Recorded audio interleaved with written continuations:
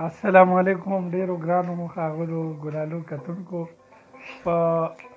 د وړو په سمدستي مشاعره کې موږ نن باور خان مېلمه دی په دویمه برخه کې یو پښتو وایي پښتو لیکئ او پښتو لولئ او پښتو کوی هم خپل بچي ته یو څو ټکي وایم او هغه یې زده کړي او بیا به یې تاسو ته وایي زما سترګې زما سترګې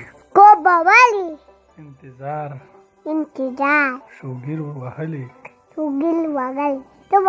که بېدمه بې مزې دي خو یو دوه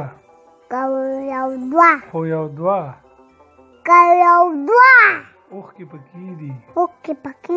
دا به تا پورې ساتمه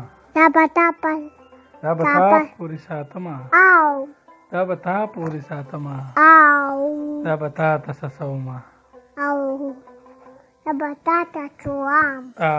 بس تاسو باور خان واورېدو تر یو بلې ښې ویډیو پورې بیا تاسو ته درانه خدمت کوو